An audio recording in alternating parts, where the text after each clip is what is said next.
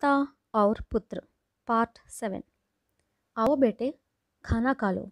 सुबह आधे पेट खाकर चले थे, कहते हुए रसोई ने सूर्यप्रसाद को बिठाकर खाना परोस दिया। वह खाना खा रहा था। तब रसोई ने पूछा, क्या आज मास्टर जी ने खूब पीटा है तुम्हें? सूर्यप्रसाद का चेहरा लज्जा से लाल हो गया। बात बदलने के ख्याल से उसने पूछा, क्या कोई मुझसे मिलने तो आया नहीं? तुमसे मिलने कौन आएगा बेटे? रसोइयन ने पूछा। सूर्यप्रसाद ने सत्यनारायण के बारे में कुछ पूछना चाहा, मगर उसकी समझ में न आया कि कैसे पूछा जाए।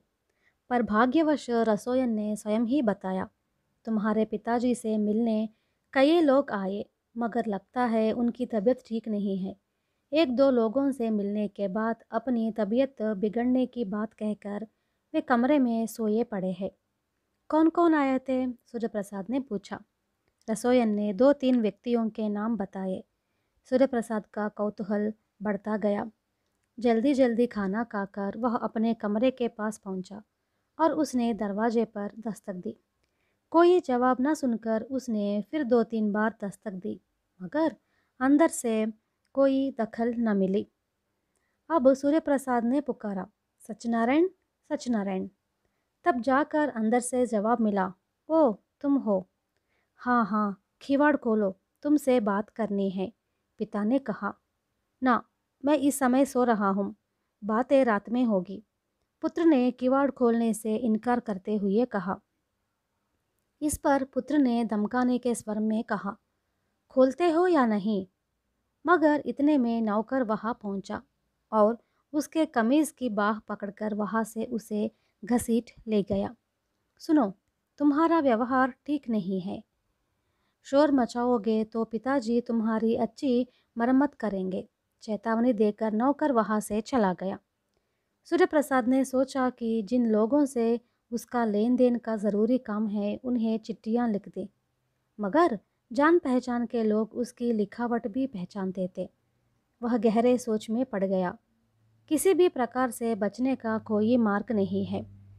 इसके अलावा थोड़ी देर में पाठशाला भी तो जाना है। साथ ही बेचारा सूर्यप्रसाद अपनी निजी हालत के बारे में विचार करेगा कि घर के मामलों का। सत्यनारायण का रहस्य लोगों पर जब तक नहीं खुलेगा तब तक उसके बारे में कोई सोचेगा भी नहीं। उसने सोचा कि मैं कहीं भाग जाऊं तो ये उलझनों से शायद सुलझ सकती है। मेरे जाने का विचार सत्यनारायण पर खुल जाएगा और तो वह मुझे जाने नहीं देगा। धन के हाथ लगने का भी कोई उपाय नहीं है। आखिर उसने घर से धन लिए बिना ही भाग जाने का निर्णय किया। दोपहर 2:30 बजे गाड़ी निकलने वाली थी। उसमें बैठकर कहीं दूर जाने की योजना बना ली, मगर उसने यह नहीं सोचा कि आखिर जाना कहाँ है और क्या करना है।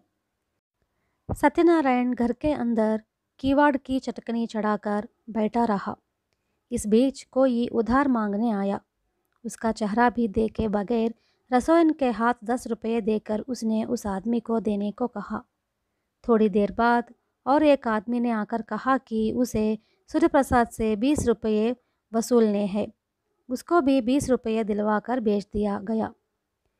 फिर कोई एक समस्या लेकर वहाँ आ थमका, मगर इस बार सत्यनारायण कमरे से बाहर नहीं निकला। ये सारे कार्य सत्यनारायण के लिए सिरदर्द का कारण बन गए, लेकिन इन सबसे बढ़कर उसके लिए भय का कारण बन गया था कि अब घर के नौकर और रसोइयन भी उसके बारे में संदेह करने लगी थी। बीच बीच में उसकी ओर तीव्र दृष्टि डालकर मानो कुछ परख रही थी।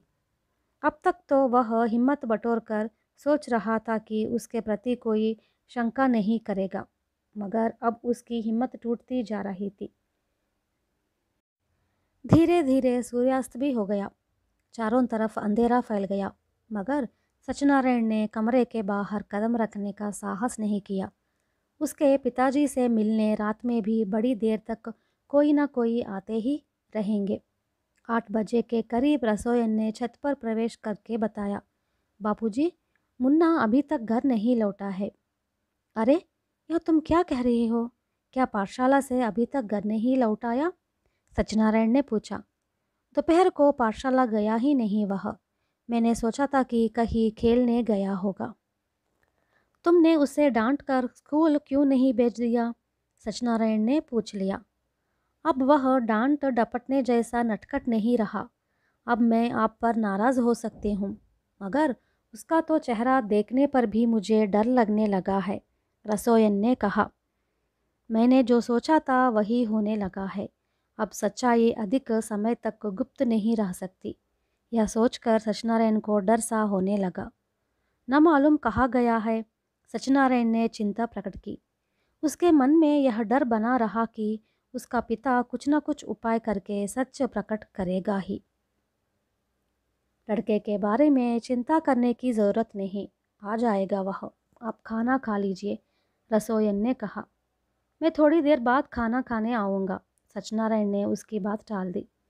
क्यों नहीं खाएंगे? वैद्य ने कहा है ना कि खाने के बाद कम से कम 2 घंटे तक सोना नहीं चाहिए। जल्दी थोड़ा बहुत खा लीजिए। वैसे ही आपकी तबीयत आज कुछ ठीक नहीं है।